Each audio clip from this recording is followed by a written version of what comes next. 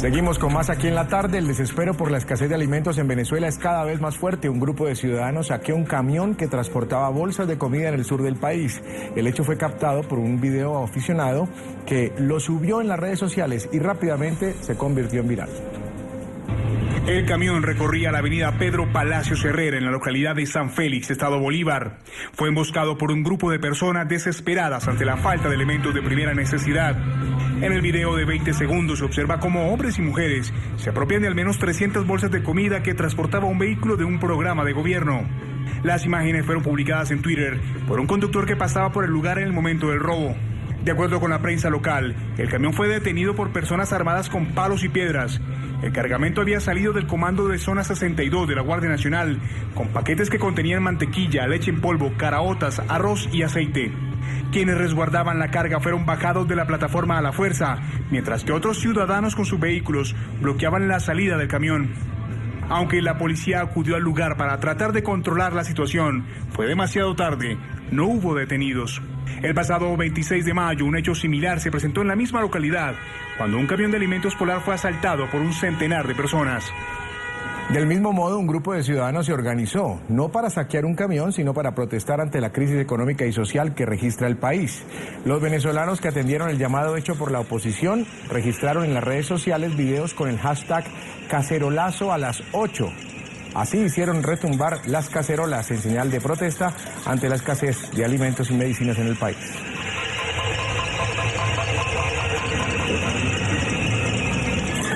Saludamos a Jesús Cacique, él es economista. Bienvenido, Jesús, gracias por acompañarnos. Una buena tarde para usted en Caracas. Buenas tardes, Jesús Prado, encantado por la entrevista y recibe mi respeto. Gracias, no, lo mismo, muchas gracias por acompañarnos. Básicamente, lo que yo quisiera saber es hasta cuándo o si ya se tocó fondo en el tema económico en Venezuela.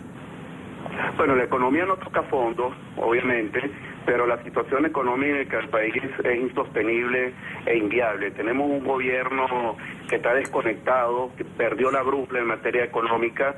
Los cacerolazos producto de los altos niveles de escasez en alimentos y la alta inflación que estamos atravesando todos nosotros los venezolanos. De hecho, la inflación en alimentos en el año 2015 fue de 315%. Esto es una cifra alarmante. La sumatoria de 10 países en América Latina no llega ni a una tercera parte de estos niveles de inflación que está atravesando Venezuela. Y el Fondo Monetario Internacional estima una inflación de 720% para el año 2016 y 2.200% para el año 2017. Ya el problema no es únicamente los niveles de precios, sino las largas colas en Venezuela, promedio de 8 o 10 horas para adquirir o para comprar un producto, no únicamente alimentos, sino medicamentos, que también tenemos un fuerte problema de medicinas en Venezuela, producto de esta política errada del gobierno central, que en el año 2007 comenzó expropiando empresas, atacando al motor de la economía, que es el sector privado del país.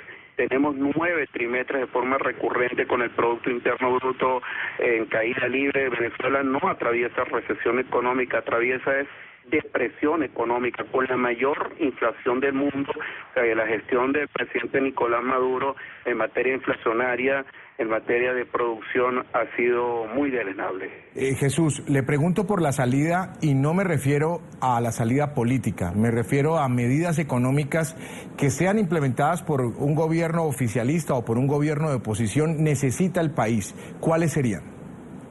Bueno, en reiteradas oportunidades los economistas hemos solicitado establecer una serie de medidas. Primero, es disciplina fiscal. El Banco Central de Venezuela continúa con el financiamiento a PDVSA, violando el artículo 320 de la Constitución. El financiamiento está en el orden de 105.000 millones de dólares. Para darte la magnitud de este financiamiento, 8 veces el equivalente de las reservas internacionales. Disciplina monetaria, la liquidez monetaria, aunque ha disminuido relativamente, el incremento es del 96%. Segundo, autonomía del Banco Central de Venezuela. Y obviamente la medida fundamental es la unificación cambiaria.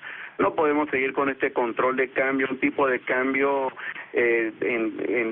tipo de cambio en 10 bolívares, que es para el tipo de cambio como lo establece el gobierno CENCODEX, o el DIPRO, un tipo de cambio que viene depreciándose recurrentemente, que es el DIPRO o el CIMADI, y un tipo de cambio paralelo. Una economía no puede marchar de esa forma. Si no es la unificación cambiaria, lo que ocurre es que la corrupción ha sido impresionante con el control de cambio. Las caídas de las reservas internacionales en el año han disminuido 4.265 millones de dólares. Eso es todo alarmante en Venezuela. Un 28% han disminuido las reservas internacionales y una enorme fuga de capitales. La propuesta la tiene el gobierno, la decisión está en manos del Ejecutivo, pero tomar este tipo de medidas nos han tildado de apátridas, de una serie de descalificaciones y una serie de vejámenes que no vienen al caso repetirlo. El problema, Jesús, y usted que es economista lo sabrá muy bien, es que en estos temas económicos parece que todo va como en cadena, enlazado una cosa con otra. Es decir, si hay una cosa fallando, inmediatamente repercute en otro sector. Y por eso quizás vemos que día a día la cosa se incrementa más. Efectivamente, porque tenemos una ley, muy interesante tu pregunta, una ley de precios justos, pero ¿a qué llama tu precio justo con una inflación que este año va a cerrar entre 480 y 520%, aunado que el gobierno tiene una gran zambumbia mental en confundir inventario con acaparamiento? Si Jesús tiene, por ejemplo, una zapatería y tiene 100 pares de zapatos, pueden estigmatizarte o pueden determinar que estás acaparando, y resulta ser es que es el inventario de tu empresa. Entonces los niveles de inventario han bajado dramáticamente en Venezuela. El empresario tiene miedo de acumular inventario porque obviamente pueden bajarle la Santa María o pueden establecerle unas multas prácticamente impagables. Para darte un ejemplo, el sector comercio ha disminuido 9 trimestres de forma recurrente y el sector manufactura ha disminuido 10 trimestres de forma recurrente, y ambos sectores representan el 25% del Producto Interno Bruto. Entonces, el gobierno acaba de aumentar precios en promedio del pollo, de una serie de productos de la canasta alimentaria familiar, en un promedio de 980, 1100%, y aumenta el sueldo en 30%, o sea que eso queda pulverizado el incremento salarial por los altos niveles de la inflación. Como te acabo de indicar, la mayor inflación del mundo. Vamos a cerrar el año 2016 por cuarto año de forma recurrente con el mayor incremento de precios. Sé que no tiene que ver directamente con su tema económico, con sus estudios económicos, pero sí indirectamente. Ayer leía que Lufthansa ya no va a volar más a Caracas, suspendió esa ruta. Hoy creo que alcancé a revisar una información en el mismo sentido de LATAM, otra empresa muy grande y que tenía vuelos hacia Venezuela. Le repito, no tiene que ver directamente con lo suyo, pero sí indirectamente, y es una muestra de que se puede estar quedando aislado Venezuela. Sí, efectivamente, Venezuela tiene unos compromisos muy importantes, no únicamente con las líneas aéreas, sino con el sector farmacéutico, con el sector industrial en Venezuela, el sector manufactura, con el sector comercio. O sea, tiene unas deudas que no han honrado sus compromisos. También los proveedores han cerrado la línea con los empresarios venezolanos porque la deuda es enorme. De alguna manera u otra, la propuesta es una titularización de la deuda para poderle dar oxígeno al sector privado, pero el gobierno no escucha. Estas son propuestas que son neoliberales, y los gobiernos de corte de izquierda, los marxistas, leninistas, difícilmente pueden reconocer sus errores y siempre buscan un tercero a quien endosarle la culpa. Este discurso ya de izquierda contra derecha o capitalismo versus socialismo, eso está zanjado hace tiempo, desde hace años. Venezuela requiere fomentar la inversión extranjera directa, generar confianza, que por cierto, para establecer una empresa en Venezuela, en Colombia son 6 días y 9 procedimientos. En Venezuela son 17 días, 144 días, y 17 procedimientos.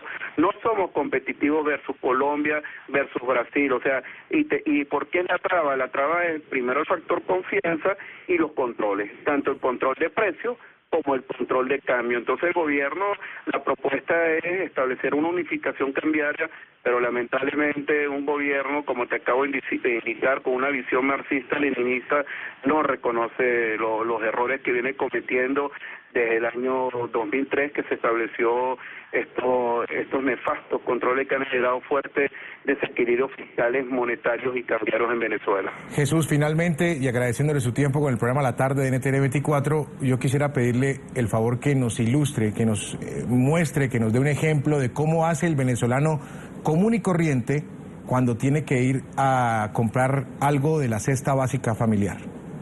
Bueno, imagínate, el salario mínimo está en 15.051 bolívares. La canasta alimentaria familiar, para darte una idea, es 184.906 bolívares. Y la canasta básica familiar, que la acaban de publicar, por cierto, el día viernes, 256.146 bolívares. Se requieren 29 salarios para la cobertura de la canasta alimentaria familiar y 25 salarios para la cobertura de la canasta básica familiar. Lo más alarmante es que anualizada, la canasta alimentaria es 718% anualizada y la canasta básica familiar anualizada es 574%. O sea que es imposible para aquella persona que devenga de un salario mínimo, que tenga 4 personas o tengan un componente de 4 personas en su hogar, poder efectuar la cobertura de la canasta alimentaria familiar y la canasta básica familiar. Por eso te digo, hay que establecer disciplina fiscal, disciplina monetaria, generar confianza en Venezuela y fomentar la inversión extranjera directa. Pero con esta política errada del gobierno central es extremadamente difícil que el gobierno acepte o, bueno, reciba con buena acogida las propuestas de nosotros los economistas. Gracias, Jesús Cacique. Para el cierre del año 2016 debemos estar cerrando con una inflación entre 480 y 520%, y quiero destacar que volvió el Banco Central de Venezuela a trancar cifras. El único Banco Central de Venezuela de la región que no publica cifras es el de Venezuela, lamentablemente, y tenemos que efectuar nuestras proyecciones para ustedes, los medios de comunicación, porque desconocemos el Producto Interno Bruto, balanza de pagos, inflación. Del directorio del Banco Central de Venezuela se dedicó a la gran opacidad y al oscurantismo en las cifras macroeconómicas de Venezuela. Gracias, Jesús Cacique, por compartir su tiempo y su conocimiento con los televidentes de La Tarde. Muy amable.